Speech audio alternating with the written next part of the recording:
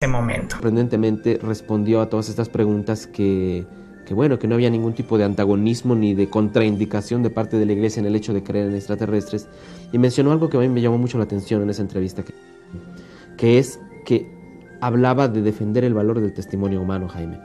El valor del testimonio humano como la base en la cual prácticamente muchas de las cosas de nuestra vida cotidiana, en nuestra sociedad, están sustentadas, como el ir a la tienda y comprar una botella de agua y no tener que analizar la botella porque tenemos confianza en que es agua, o por ejemplo la religión. Esto a mí me llamó mucho la atención, me llamó de verdad sobremanera esta atención. Las siglas OVNI, que vienen de UFO, objeto volador no identificado, así dicho, objeto volador no identificado, la estoy usando aquí en un sentido más amplio, o mejor, más completo, comprendiendo la existencia de seres de otros planetas. 2. La tarea de mi intervención, el objetivo, es aquel de subrayar cómo el día de hoy en el fenómeno OVNI algo verdadero tiene que existir, y como tal no contrasta mínimamente con la religión cristiana, y encuentre en los teólogos consideraciones que sean favorables. Tercero, dividiré la relación en 3 puntos. 1.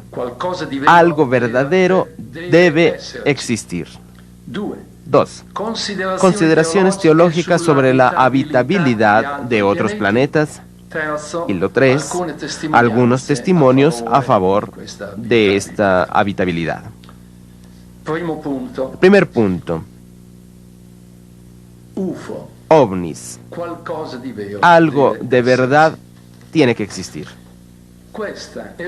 Esta es ya una afirmación que emerge de consideraciones basadas sobre el buen sentido, sobre la racionalidad humana y sobre un normal y posible desarrollo de nuestra propia vida, no solamente a nivel individual y social, sino también a nivel religioso. Son, en fin, tantísimas y en continuo crecimiento los testimonios que existen en relación con los así llamados discos volantes o astronaves y los extraterrestres.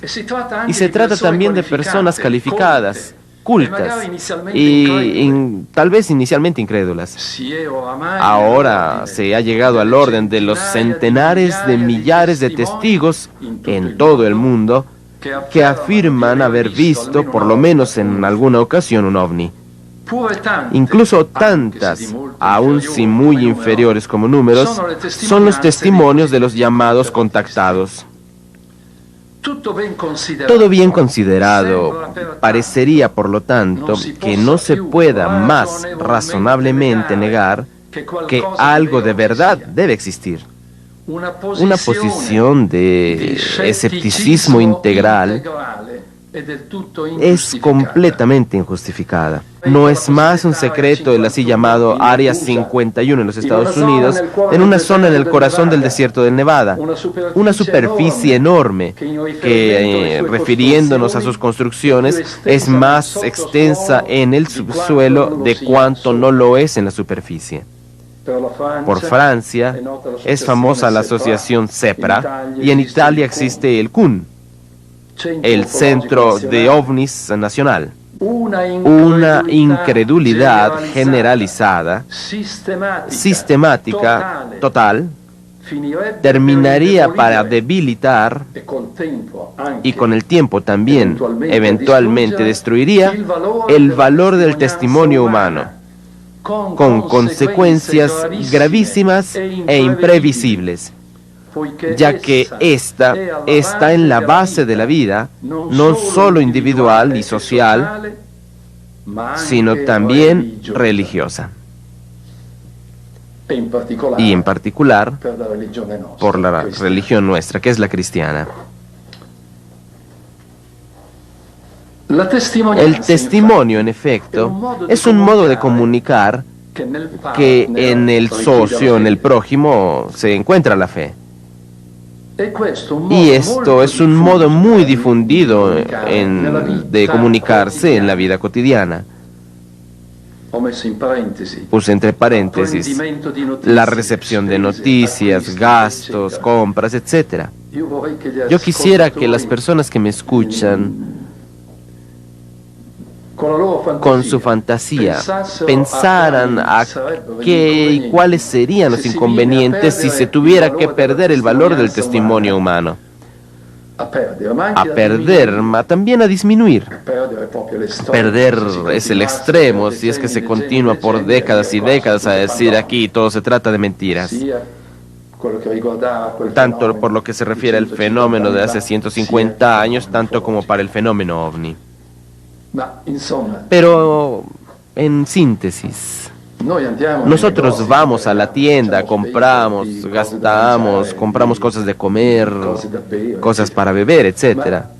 Pero si tuviera que debilitarse por lo menos un poquito el valor del testimonio humano, entonces estaríamos llenos de miedo, de escrúpulos. No, más bien, de escrúpulos no. Los escrúpulos serían precisamente si uno no quisiera hacer caso de que hay un testimonio humano implícito en el vendedor. Y también implícita si esta fe existe en nosotros. No es que compramos una botella de agua mineral o una botella de vino, no la llevamos inmediatamente con el químico y decimos, ¿me la puede analizar, por favor, para podérmela beber? Porque yo no quiero beber ni morir envenenado. Por caridad, sería imposible para la vida, como dice, individual y social. Y escribí, podía ser un poco menos, pero lo quería explicar. Dejo imaginar a las personas que me están escuchando qué cosa no sucedería en la vida individual y social si fuera debilitado su valor, con la consecuente disminución y desaparición de aquella fe que a veces es indispensable para poder vivir. Pero es talmente indispensable que el Señor en el niño la ha puesto innata. No está todavía el uso de razón en un niño para poder discernir si esto es cierto o si esto es falso. Pero sí es un instinto hacia especialmente la mamá y el papá. Pueden decir de todo tipo de locuras que dicen, pero el niño va a tener y las va a creer. Ay, si el niño no tuviera esta fe, no ciega, porque ciega quiere decir, es una virtud, una fe ciega. Ciega en el sentido de que yo creo y basta, como teniendo un intelecto y una voluntad que quisiera yo jugar con ellos. Ay, ay, ay. También he explicado el inconveniente en la misma vida religiosa y es esto que nos interesa, a mí como teólogo, por ejemplo, y a nosotros como cristianos. En efecto, también la religión cristiana, y esto vale para el católico, para los protestantes, para los luteranos, para todos, en el nombre común de la religión cristiana, también la religión cristiana se basa sobre el testimonio humano, siendo la revelación divina un hecho histórico.